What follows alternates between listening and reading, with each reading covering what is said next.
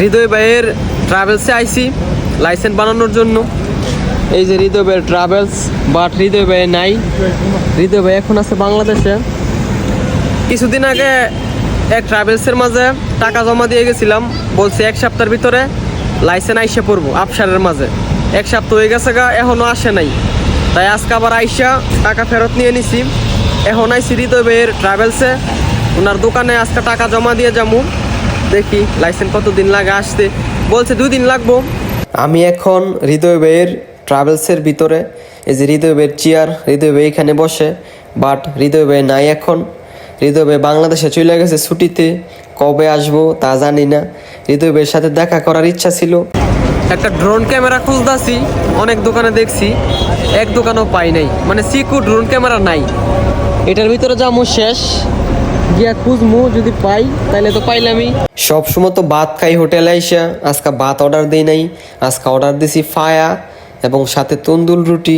খাইলাম, খুব ভালো লাগছে।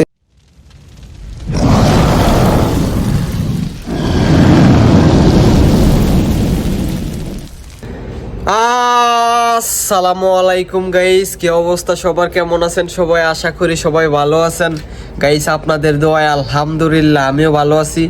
আজ থেকে 10 দিন আগে দাম্মাম সিকু লাইসেন্স বানানোর জন্য টাকা জমা দিয়েছি।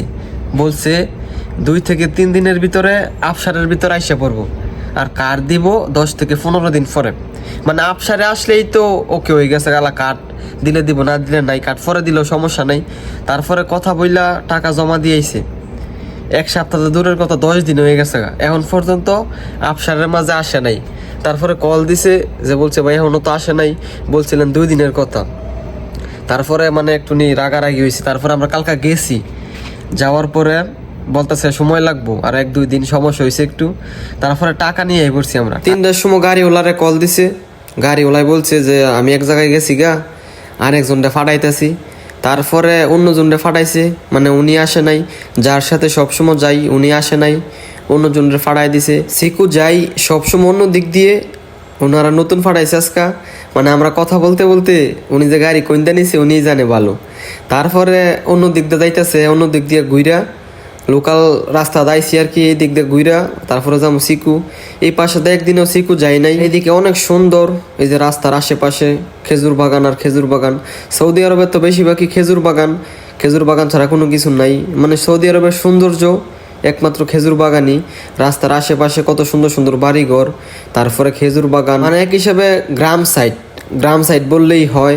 এই পাশে তো গরু ছাগল ফালে, হাঁস মুরগি ফালে। আমি এদিকে আইছিলাম না, বাট পিছনে আইছিলাম। পিছনে এসে দেখছি ঘুরা মুইরা গেছি। এইটা একটু দূরে, এই কারণে আর কি সাহসে কুলায় না। আর সাইকেল দিয়ে তো দূরে আসা যায় না, লোকেশন ছাড়া। মোবাইল এমবি ভরি না। যদি এমবি থাকতো মোবাইলও, তাহলে পুরো সৌদি আরব ঘুরতে পারতাম। আর এমবি ছাড়া, লোকেশন ছাড়া সৌদি আরব কোনো জায়গায় যাওয়া যায় না।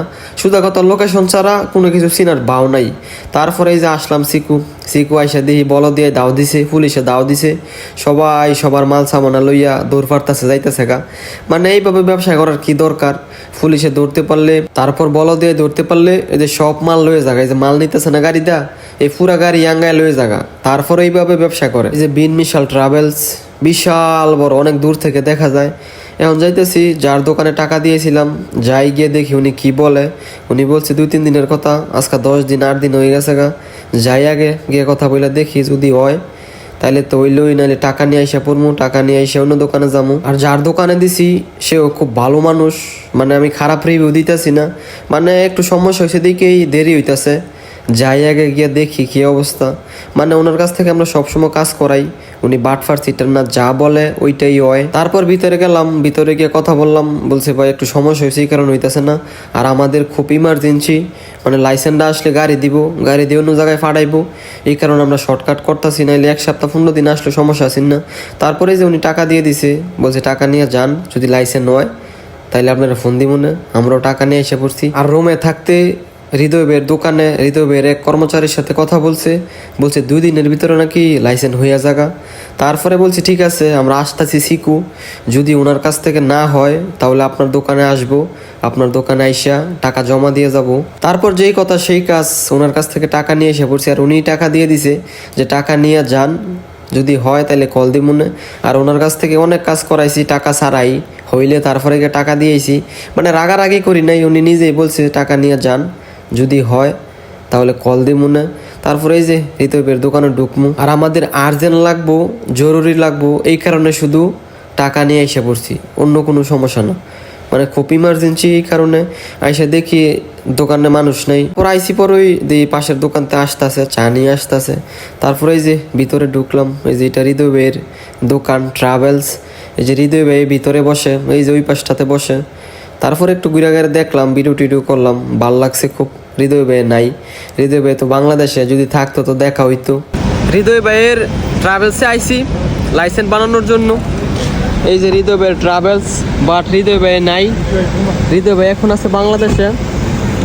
কিছুদিন আগে এক ট্রাভেলসের মাঝে টাকা জমা দিয়ে গেছিলাম, বলছে 1 সপ্তাহের ভিতরে লাইসেন্স আইসে পড়বো আফসারের মাঝে। 1 সপ্তাহ হয়ে গেছে গা, এখনও আসে নাই। তাই আজকে আবার আইসা টাকা ফেরত নিয়ে নিছি। এখন আইসি হৃদয় ভাইয়ের ট্রাভেলসে, ওনার দোকানে আজকে টাকা জমা দিয়ে যাবো। দেখি লাইসেন্স কতদিন লাগে আসতে, বলছে 2 দিন লাগবো।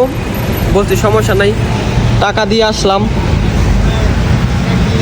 হৃদয় ভাইয়ের সাথে আমি দেখা করছিলাম একবার কনসার্টের মাঝে, এই যে জেমস আইছিল, জেমসের কনসার্টের সময় দেখা হয়েছিল, বাট পর আর দেখা হয় নাই। আজকে ভাবছি যে দোকানে আইসা পামু, কিন্তু হৃদয় ভাই তো বাংলাদেশে, দেখা হলো না। এইখান থেকে সব সার্ভিস নিতে পারবেন। এই যে সামনে বিন মিশাল, একটু জুম করে দেখাই, এই যে বিন মিশাল ট্রাভেলস, পাসপোর্ট অফিস, এই পাশে হৃদয় ভাইয়ের ট্রাভেলস।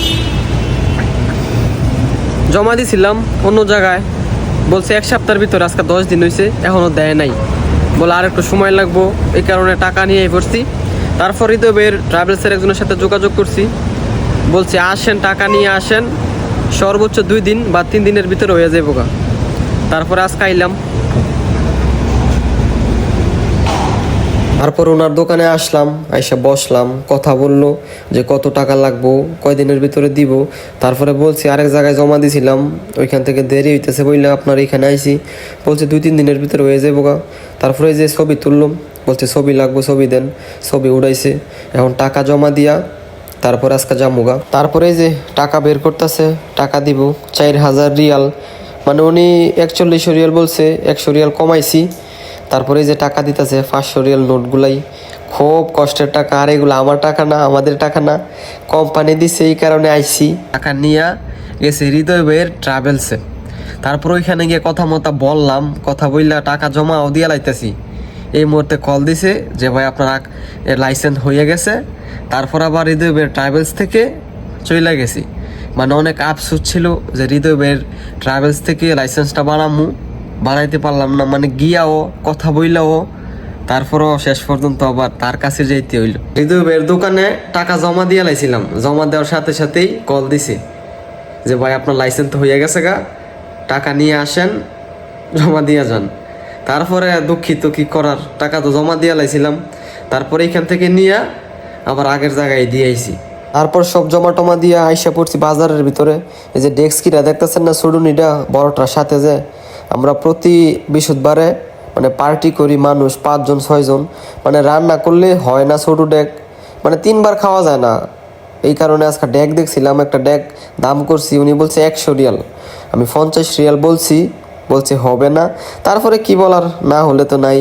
তারপরে একটা মার্কেট আইছি, মার্কেট আইসে দেখি নতুন এক সিলেট আনছে, যেগুলাতে বাচ্চারা লেখে। তারপর আমি একটু গুতাগুতি করলাম, গুতাগুতি করে দেখলাম, ভাল লাগছে। একটা ড্রোন ক্যামেরা খুঁজতেছি, অনেক দোকানে দেখছি, এক দোকানও পাই নাই, মানে সিকু ড্রোন ক্যামেরা নাই। এটার ভিতরে যামু, শেষ গিয়া খুঁজমু, যদি পাই তাহলে তো পাইলামই, নাহলে চলে যাবো। নুনের মাঝে দেখছিলাম 1400 রিয়াল, যদি সিকুতে 300-400 রিয়ালের মাঝে পাইতাম তাহলে একটা নিয়ে যাইলাম, হইলে আফসোস ছিল। একটা ড্রোন ক্যামেরার মানে মিল মতো পাইতেছি না, মানে নাই, দোকানে আসলে পাই না।